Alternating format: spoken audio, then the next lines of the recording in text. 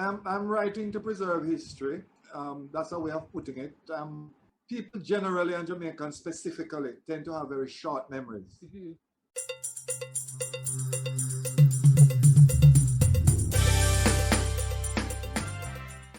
What if writing a book is not just a way to transform the lives of many people, but also a way to create financial freedom and leave a legacy? Wouldn't you want to find out just how to do that? Well, that's what this show is all about. Hi, I'm Hennika Watkis Porter, speaker, coach, author of Podcast Power, and the host of the Entrepreneurial You podcast, inviting you to listen to the Authorpreneur Secrets podcast, brought to you by C. Ruth Taylor, best-selling indie author and the Caribbean's most trusted voice on entrepreneurship. Tune in for inspiration, information, and innovation to write and win with books. Get ready to dominate entrepreneurship. In honor of former Senator, the late Delano Franklyn, he published several books about significant events and people in Jamaica's history, including Sprinting into History, the Jamaican Diaspora, a biography on former Prime Ministers Michael Manley and P.J. Patterson. And he passed away on February 10 after a battle with illness. I worked with Mr. Franklyn for about 18 months as we were trying to leverage his books and to get several of his books online. And this podcast is really paying tribute to this patriotic Jamaican. And if you know about Kingston College, one of the high schools in Jamaica, Mr. Franklyn was a die-hard Fortis man, a more firm and ardent supporter of Kingston College you would never find. And he, in the time I worked with him, was such a kind soul. So he was an attorney at law and one of the founding partners of the law firm Wilson and Franklyn. In 1998, he was appointed the chief advisor to the then Prime Minister of Jamaica, P.J. Patterson. And in the introduction to the interview, you'll find out more about him. It was quite a lengthy introduction. So I just want to play that episode. He was the second guest on the Authorpreneur Secrets podcast, and I'm so grateful for his legacy. I wish to convey my condolences to his family, to his friends, to all who were associated with him. Like myself, he was from the parish of St. Mary. He became a teacher. We both went to Michael Teachers College, now University College.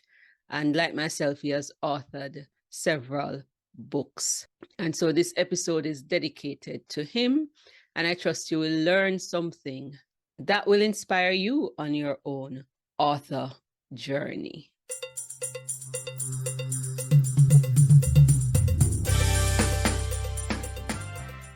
Former government minister and Senator Delano Franklyn is a practicing attorney at law, businessman, and author of 9 books, including The Jamaican Diaspora and Sprinting into History. Delano Franklyn is a former advisor to 2 prime ministers of Jamaica. As Minister of State in the Ministry of Foreign Affairs and Foreign Trade from 2002 to 2007, he had responsibility for the Jamaica diaspora and spearheaded several initiatives to strengthen Jamaica's ties with the Jamaican diaspora. These include the biennial Jamaica Diaspora Conference, the Diaspora Advisory Board, the Diaspora Foundation, the Jamaica Diaspora Institute, and the Diaspora Day, which is celebrated on June 16th each year. He is passionate about the Jamaica diaspora. He's an avid sportsman, and most importantly, a die-hard Kingston College old boy and an active Indeed. member of the People's National Party. And with that, everybody, let's welcome Mr. Delano Franklyn to the show. How are you, sir? Welcome. I'm fine. Thank you very much, Rose. Long introduction, but I can understand where you're coming from. Most important bit of that introduction, of course, being Kingston College. Of course. And I wanted our audience in the diaspora to understand how significant the diaspora is to you. But before we start talking about the Jamaican diaspora, tell us a little bit about your writing journey. When did you start writing and what was that first book? Well, people normally associate writing with books, but I've always associated writing with what you do from the very start of your educational journey.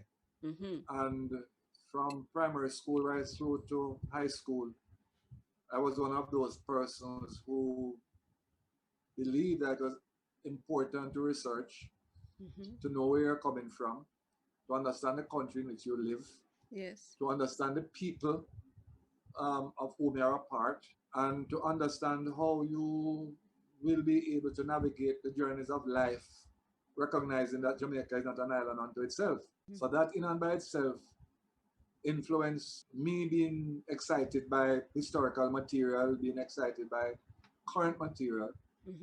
And as you do that, you try in your own way to also record what you write, or you try to interpret what you read, or you try to summarize what is it that you would read or research from time to time. And I suspect out of that came the enjoyment of writing. And it developed over a period of time where I figured that in order for me to be able to give my own views, give my own imprint, give my own record of things, that it is important for me, to the best of my ability, to put down on paper my own experiences in different events and in different activities.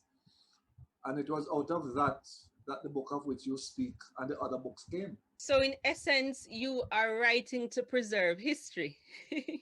I'm writing to preserve history. That's a way of putting it.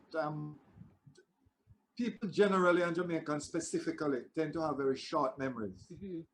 And I also remember my geography teacher in high school telling me, saying to us that if you really want to hide something from a Jamaican, put it in a book. Oh no. So, yes, so I was caught between not writing because Jamaicans will not remember what you write, and also Jamaicans having a very short memory and wanting to write because you want to preserve history. And I said, let me opt for writing, because I do not believe that it is true that if you want to hide anything from Jamaicans, you put it in a book. Because I do know that there's a section of the population, growing section of the population, that would read and read consistently. However, people are not prone to read what is boring. People are not prone to read what they're not interested in. So you can't blame a person for not reading because he's not interested in a particular piece of material. Or you can't blame a person for not reading because he's bored if he's reading a particular area or a particular subject. But I've always felt that it is important for us to record the knowledge which we gain and the experience which we gain from our area of involvement. And I have done, most of the books which you would have read would have been as a result of my involvement, engagement in one way or another in those areas. So the book focusing on the diaspora and what Jamaicans living outside of Jamaica have been doing came largely as a result of my own involvement in that area, a responsibility which was given to me when I became a Minister of State in the Ministry of Foreign Affairs and Foreign Trade in the year 2002. So from the year 2002 through to the year 2007, I had ministerial responsibility for the diaspora community. And because of the importance of the diaspora, the Jamaican diaspora community, and because of the contribution of members of that community and what they have been doing since they have been outside of Jamaica, I figured it was very important for us not only to have something written as to what the Jamaican diaspora is about, but also to leave for persons who will come later an idea of the activities which took place during that period of time to try to shape the Jamaican diaspora into an organic organizational structure. Awesome. I love it. So here within that preservation of history, but legacy and succession planning. So if I want to know, how do I set up a diaspora network? What has happened before to be able to build on that? Then this book, The Jamaican Diaspora, Building an Operational Framework, is a book to get. And you have taken the time to not only serve, but to document it. And I believe that is a good part of building a legacy. You know, they have a saying in Jamaica, when Maga plant one dead, it send up shoot. I believe. Yeah, that one. When banana trees are planting trees, you know, and we are from St. Mary's, yes, so yes. we can relate to that. So you're sending up shoots with these books. But tell us a little bit more about some of the content and what is it that people can find when they actually read this book. All right, the book basically focuses on Jamaicans who are outside of Jamaica. But in doing that, it is important for us to also see how they interact with Jamaicans who are living in Jamaica. Mm-hmm. So the book encompasses looking at Jamaicans, yes, outside of Jamaica, but also Jamaicans who are living in Jamaica, because mm-hmm. there is this interconnection.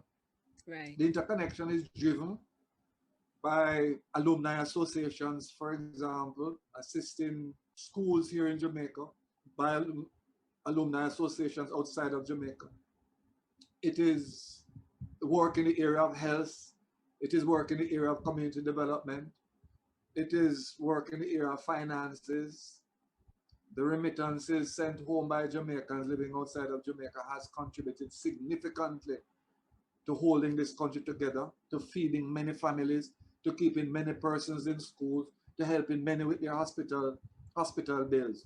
Now, when I assumed the responsibility in 2002, being the first minister with responsibility for the Jamaican, specifically for the Jamaican diaspora community, the question was, how do we go about deepening the relationship with Jamaicans who are living outside of Jamaica?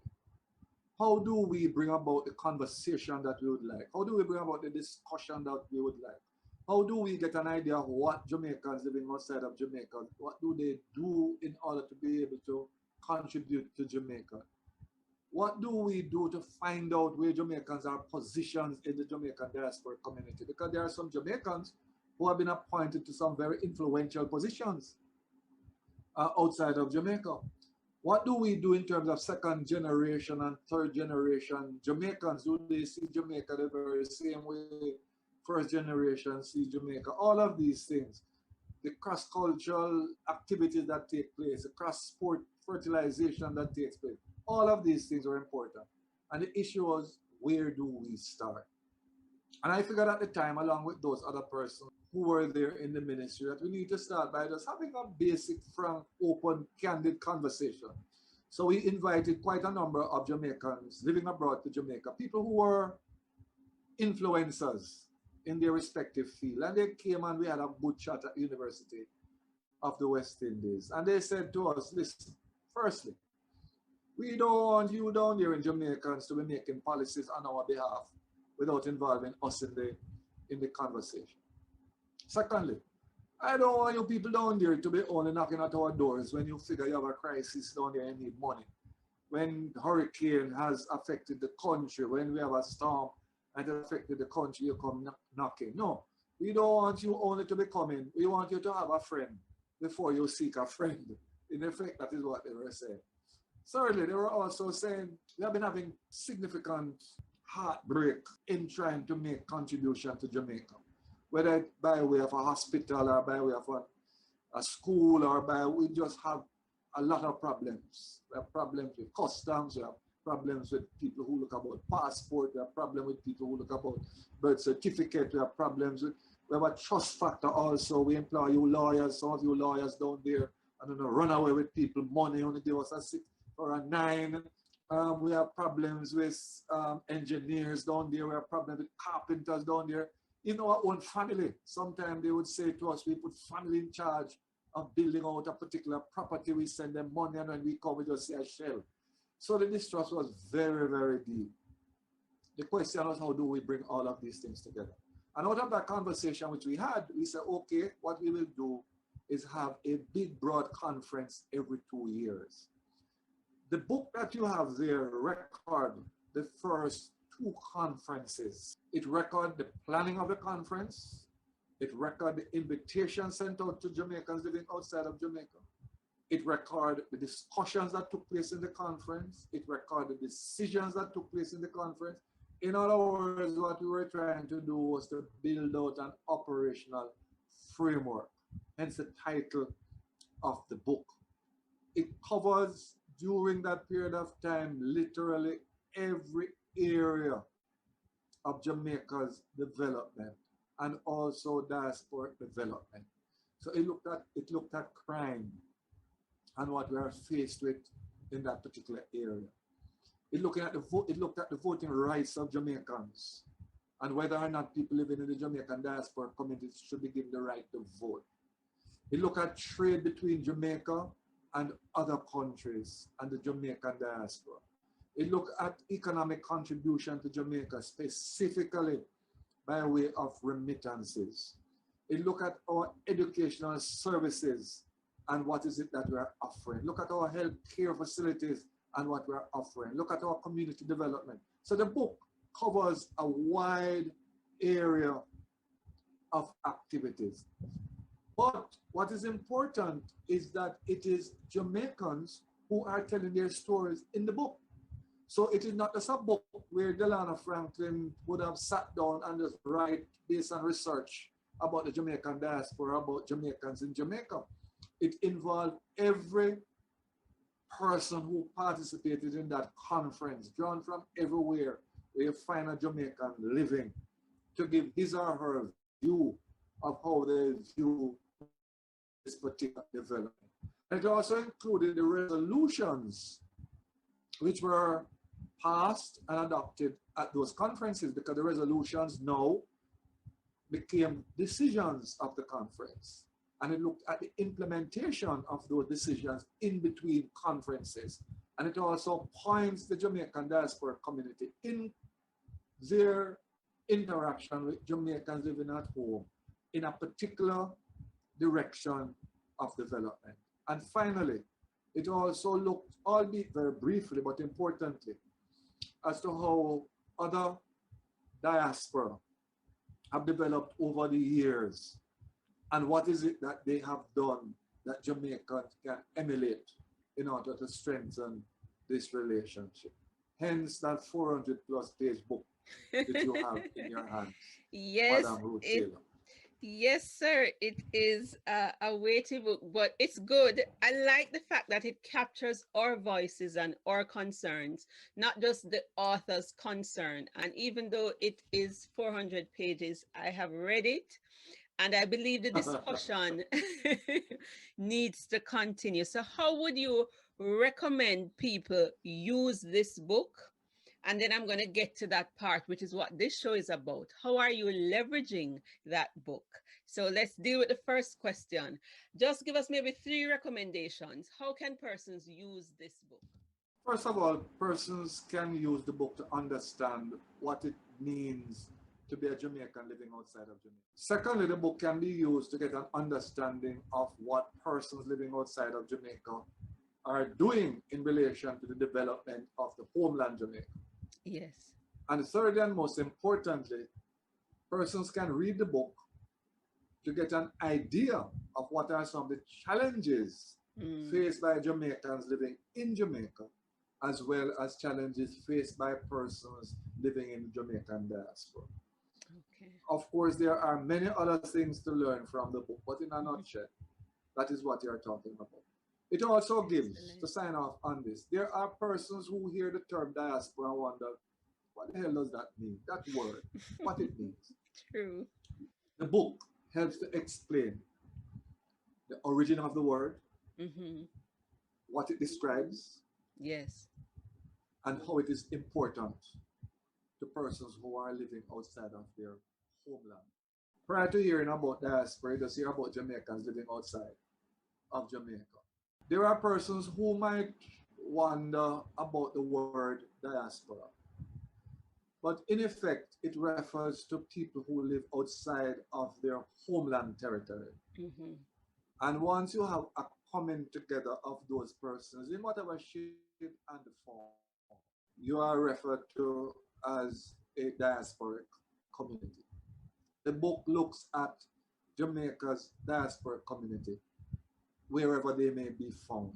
The largest congregation of Jamaicans, of course, being in the United States, Yes. and you have large communities in different parts of the United States of America, and also the United Kingdom, and also Canada. But of course, you have large Jamaican diaspora community in sections of Africa, in the Caribbean, as well as parts of Central America. And I'm sure the mantra is everywhere you go in the world, you can find a Jamaica. Absolutely. And this is very interesting. And we're almost out of time.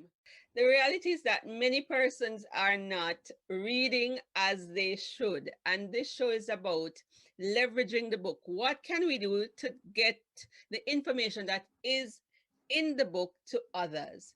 I understand that you have a podcast coming up. How does this podcast tie in with this book? Talk to us. And what's the name of that podcast? Well, the podcast will be focusing on the Jamaican diaspora community. It will be titled Linking with the Diaspora. And by linking with the diaspora, that is what it means. It means that we will be treating with the diaspora as equally as we treat a Jamaican living in Jamaica. Because anywhere that you are and you're a Jamaican, I see us as being separated only by water, but you are in fact on Jamaican territory and Jamaican soil.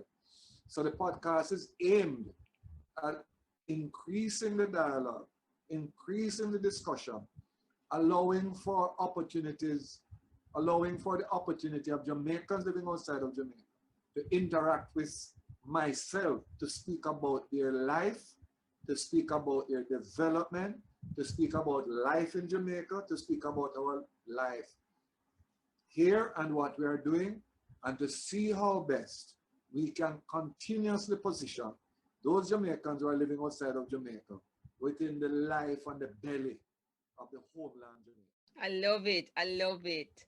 And Jamaica Diaspora Day is the 16th of June. Is that correct?